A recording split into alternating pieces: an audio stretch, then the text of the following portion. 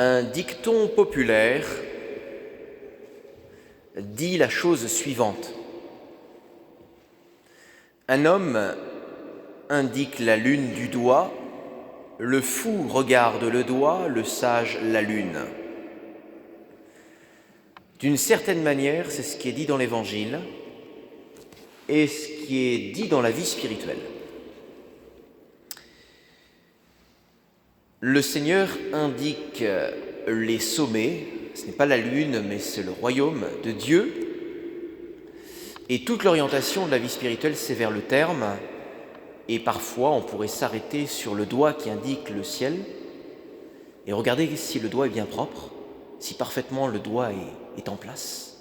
Et si on pouvait faire encore porter au doigt des tonnes et des tonnes de bagues et des bracelets et des manteaux, etc., pour que ça pèse le plus lourd.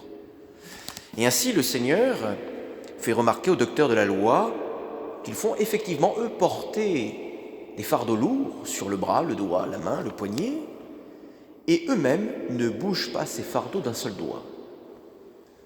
Donc au lieu d'indiquer le terme, ils indiquent un panneau indicatif qu'ils surchargent, et eux-mêmes ne le font pas. Et c'est très différent, puisque le Seigneur nous dit que si on se met à sa suite, le fardeau est léger. On peut le porter avec lui. Il semble que quand nous portons, nous sommes encouragés par le Seigneur pour voir le sommet. Et c'est très important parce que si on avait eu peut-être un enseignement d'un pharisien, celui qui grimperait vers le sommet, qu'il tomberait, il serait découragé.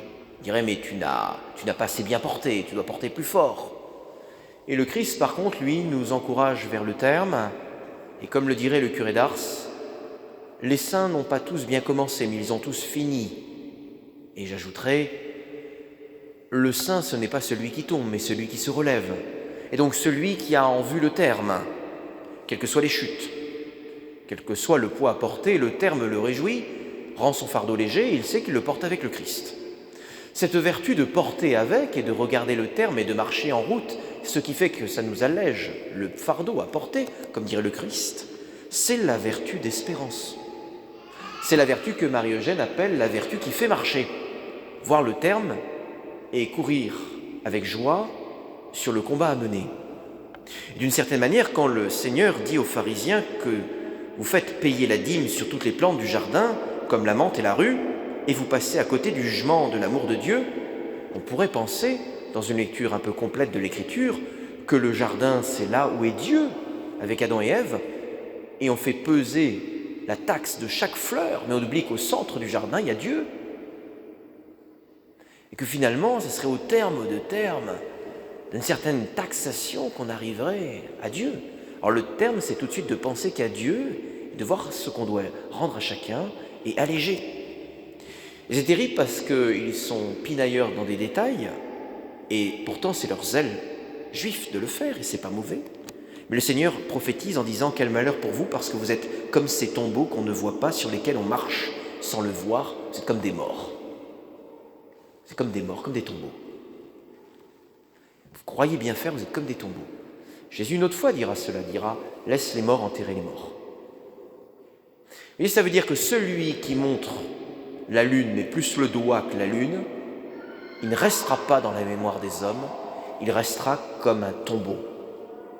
Comme quelqu'un qui a voulu faire porter, et c'était importable, c'était insupportable. Puisque celui qui parle plus de Dieu, il montrera, il sera un vecteur. Il restera dans l'histoire comme un vecteur et pas comme un tombeau. Et le curé d'Ars dira encore, là où les saints passent, Dieu passe avec eux. Donc tout l'enjeu pour nous, c'est de montrer la direction. De montrer la direction. Ça, c'est très important.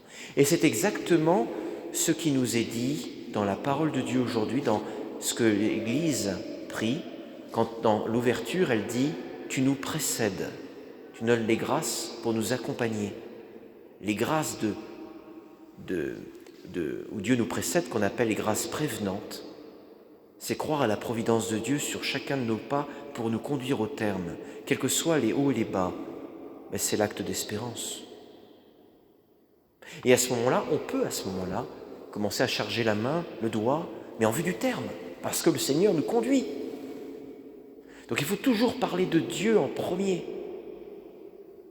Si un jour vous lisez Sainte Thérèse d'Avila ou Saint Jean de la Croix, ne commencez pas par le début, mais par le terme. Parce qu'effectivement, il faut voir les noces de l'agneau, le terme. Sinon, on ne comprendra pas la purification avant. On va dire, mais c'est jamais fini, cette affaire. On va en mourir en route. Il faut montrer le terme. La vie chrétienne, c'est le terme. Et c'est vrai aussi dans la compréhension de la morale chrétienne. La morale chrétienne, c'est la conformité au terme. Mais l'enjeu, c'est d'aller vers le terme, de ne pas regarder en chemin, de ne pas regarder sa propre perfection, mais toujours regarder plus grand que soi. Le terme et la miséricorde de Dieu, ça fait bien plus avancer que plutôt de contempler le doigt et les fardeaux qu'on pourrait porter tout seul. L'acte d'espérance. C'est un vrai enseignement que Dieu nous donne. Et d'une certaine manière, si hier le Seigneur nous disait que le don de soi nous purifie, aujourd'hui il nous dit d'une certaine manière, l'acte d'espérance qui se met à marcher et à courir vous purifiera, vous rendra conforme à ce que j'attends de vous. Et d'une certaine manière, l'acte d'espérance vous conduira aux noces. C'est ce que la parole de Dieu nous a donné dimanche, les serviteurs qui sont conduits aux noces. D'une certaine manière, nous ne contemplons pas assez notre terme. L'union à Dieu, la vie éternelle, la vie consacrée avec Dieu. Si nous contemplons ça, on va courir, on va avancer, on va se réjouir. Gloire soit au Père, au Fils et au Saint-Esprit, comme il était au commencement, maintenant et toujours, et dans les siècles des siècles. Amen.